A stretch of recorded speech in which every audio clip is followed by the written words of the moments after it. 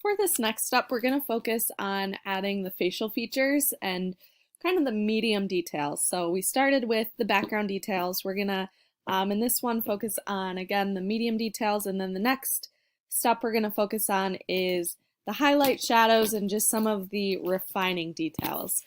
But before we get started, I do want to layer things up so that we can shrink all of those paths into the same layer. In Gravit design, the layers work slightly different, where we have to create those paths first and then highlight them and drag them into a new layer. But in the layers panel, you'll see this little add new layer button. So I'm going to click on that. And I'm going to double click to change the name of this, and I'm going to type background. So that way we can put all three of these paths, so the hair, face, and shirt, all into that background layer. So I'm going to click on the first path, hold down Shift, click on that third path, and it should highlight all of them. And then I'm just going to drag, hover over the background layer so that it highlights pink there, and then I'm going to drop it. So now if I click the little drop down for the background, you can see those three paths. And this way I can lock all three of them together so they don't get in the way. And I can also hide those right now, so those are out of the way as we move into more of these details here moving forward. But the first facial feature that I want to focus on is the eyes. So I'm going to go ahead and zoom in on the eyes there.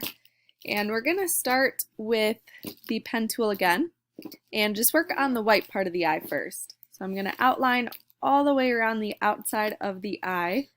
And I can almost go from one end to the other and just drag that handle out a little bit.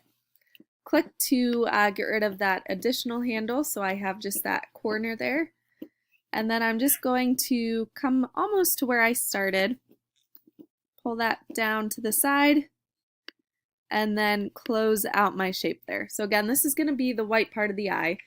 Now it is going to autofill with white, but that will be unnaturally bright for the photo. If you look at the white part of the eye here, it's not as vivid or as bright. So I'm going to just grab that eyedropper and find a lighter part of the eye that I can use over here. So it is almost more of a gray. You could click on the actual little gray circle there and bring that up so it's a little bit lighter. So maybe something like this where it's not a bright white, but it's also not too dark. And then I'm going to click off of that. I'm going to grab my selection tool to select that eye. And I also want to get rid of the border because right now it has, if we zoom in, you can see that little bit of a black border, which you won't want eventually. So I'm going to hide that black border, and then I'm going to move on to the other eye. So I'm going to grab that pen tool again and just outline around the eye.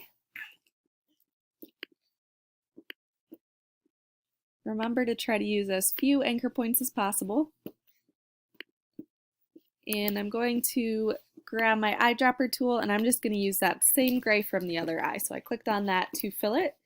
I'm going to hide the border so I don't have an outline around it. Click back on my selection tool to deselect the eye and just click anywhere on the screen. And now I'm going to select both of these eyes here. So I'm going to hold down Shift, click on both of the white part of the eye, and I'm going to hide the fill. We can bring that back later, but I'm going to hide it so we can add the pupils and iris. I'm going to actually make my job a little bit easier here and just grab the shape tool, which is up at the top by the selection tool.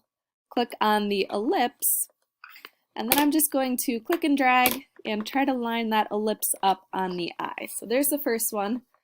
I'm going to hide the fill again, use the eyedropper, and find that main kind of medium color of the eye. So I don't want to find somewhere that's too dark or a highlight yet, because we'll get there on the next layer. And then I'm going to go ahead and add a circle for the next eye here. You could either leave them the same color, or you could hide the fill and find a different green color for this part of the eye here. So depends on what you want to go for. And then I'm going to leave the black part for now. We'll add that detail later on the next video, but I'm going to go ahead and unhide the white part of the eye. So if you click with your selection tool and drag across the screen, it will select everything here, and we can just unhide it, and that brings the white part of the eye back. So now if we zoom out, you can see that you have the eyes completed here, and you can, as you go, unhide your background layer so you can kind of see how it's going to look. I'm going to go ahead and move on to the lips. So I'm going to zoom in on the lips and grab my pen tool. And then I'm not going to worry about this line or the highlights or any details on the lips yet. I'm just trying to find the solid shapes to fill in. And again, we'll come back and do the details later. So I'm just going to follow the main kind of pink color around the outside of the lips. And again, I'm just clicking and dragging using as few anchor points as possible. And make sure you do close those shapes. I'm going to hide the white fill, grab the eyedropper, and find a medium pink color to add to the lips. Next, we're going to move to the nose, and we're just going to do the two little nostrils here, not worry about too much detail with it. So I'm just going to outline around this darker shadow. And again, I'm going to hide my fill, grab the eyedropper, and find that darker value there, and then hide the stroke so I don't have an outline around it. And we actually have to go back and fix that on the lips too, so always make sure you're hiding the stroke. I'm going to go around the outside of this nostril, and this one's actually a little bit lighter, so I'm going to hide that fill again and use that eyedropper tool and grab that lighter value. And then I'm going to use the selection tool to click back on the mouth and hide that stroke. So now there's no strokes around these. The next thing we're going to do is the ears. So I'm going to grab the tool here. And the reason why we're doing the ears is because the main general color over most of the ears is slightly different from the medium value of the face. So I would definitely try to section this off separately just so we can get a slightly different value on the ears as well. So I'm outlining around those. I'm going to hide the fill, hide the stroke, grab my eyedropper tool and find some just medium value there for the ear. And same thing with this ear. We'll come back later and do highlights and more details on the ears. But for now, we just want to get kind of that main solid color for them. So eyedropper, find that medium value. And then the last thing that we're going to do here on this step is a little bit more detail with the hair. So as you can see, some of this top part of the hair is the main highlight that's going to be slightly different from that medium value we added before. So I'm just going to outline around this top part of the hair. And if this was your final portrait, the hair is going to be something that might be a little bit tricky to figure out how to go about doing it. But what I would say is to not worry about too much detail, but just look for the main areas of highlights and the main areas of shadows in the hair that you can outline separately.